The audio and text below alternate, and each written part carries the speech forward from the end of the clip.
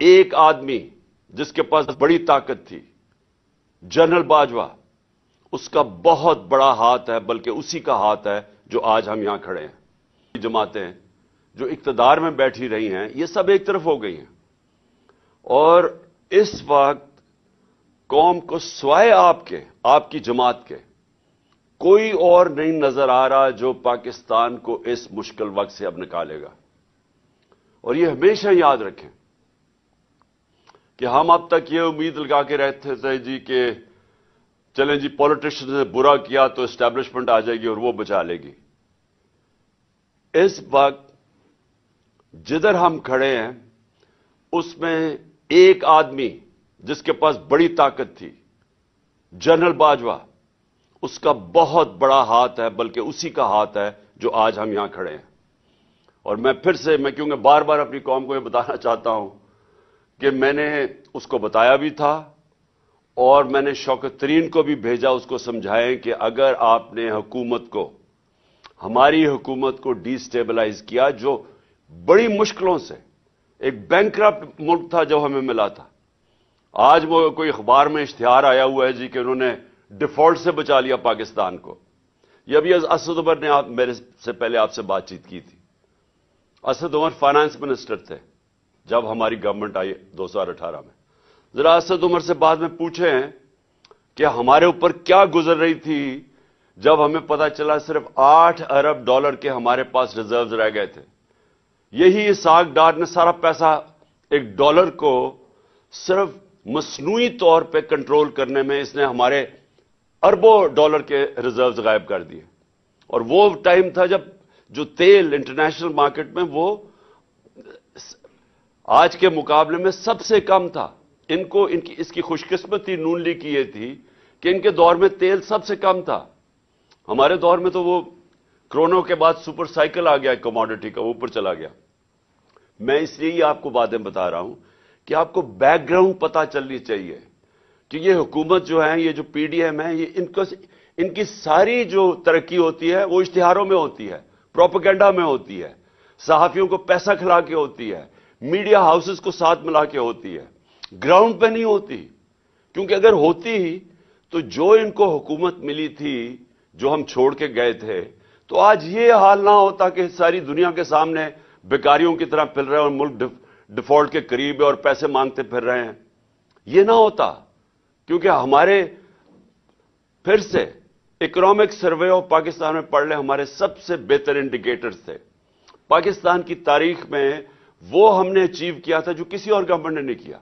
Record ہم نے exports اور جو بھی exports, tax collection, remittances, service sector کی سب سے زیادہ ایکسپورٹس ہمارے دور میں ہوئی، اور زراعت جو کہ ملک کی ریڑھ کی ہڈی ہے، جو کسانوں سے پوچھیں کہ کسانوں کے کیا حالات تھے اور آج کیا حالات ہیں، تو ادھر سے انہوں نے ملک کا جو آج کھڑا کیا تباہی کے کنارے پہ۔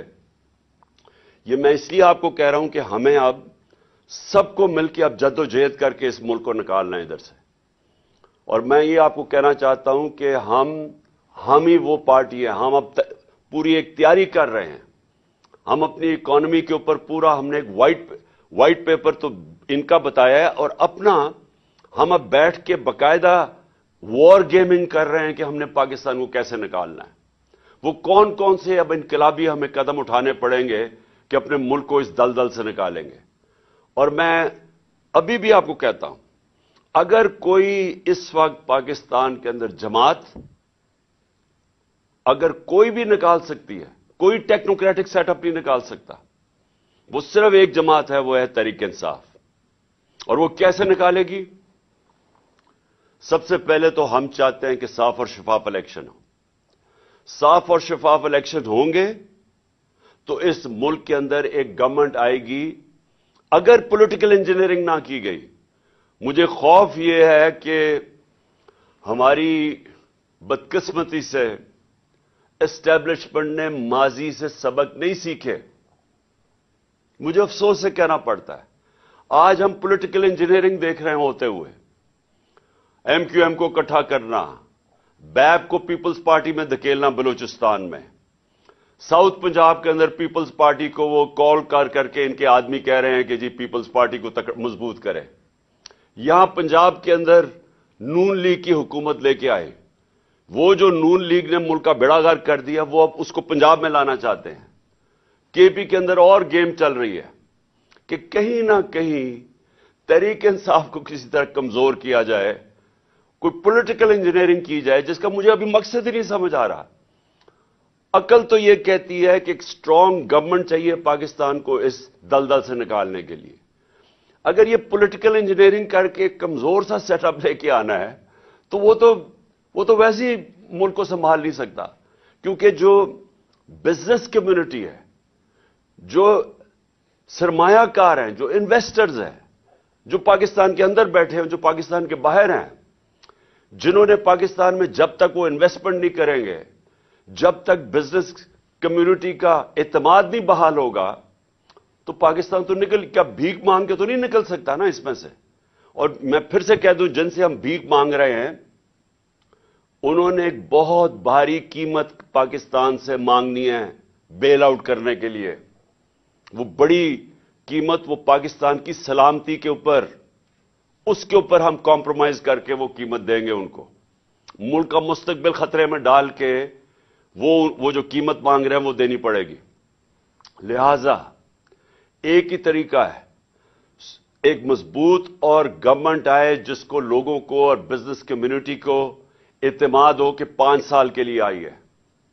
उसके बाद वो इनकलाबी स्टेप्स ले, वो स्ट्रक्चरिंग करे पाकिस्तान की, वो सर्जरी करे पाकिस्तान की, जो कोई कमजोर हुकूमत नहीं कर सकती।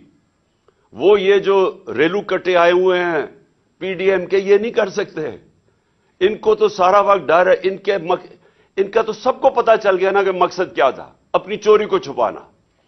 पहले ये मुल्क की तबाही करते हैं पाकिस्तान से पैसा चोरी करके, फिर उसकी तबाही करते हैं वो मुल्क से बाहर मनी लॉन्ड्रिंग करके, बड़े बड़े महल्लात और बिजनेसेस और घर लेके, और फिर तबाही करते हैं उस चोरी को एनआरओ दिलवाने के लिए, मुल्क को बचाने के लिए। जो इन्होंने अभी नैब अमेंडमेंट्स किए हैं, इन्होंने दरवाजे खोल दिए व्हाइट कॉलर क्राइम के। अपनी चोरी बचाने के लिए इन्होंने करप्शन को लाइसेंस दे दिया है, छोटी चोरी को नहीं। वो जो पटवारी लेवल की चोरी या थानेदार लेवल की चोरी, वो नहीं, वो तो लोगों को तंग करती है, लेकिन वो मुल्क को तबाह नहीं करती। मुल्क को तबाह करती है व्हाइट कॉलर क्राइम।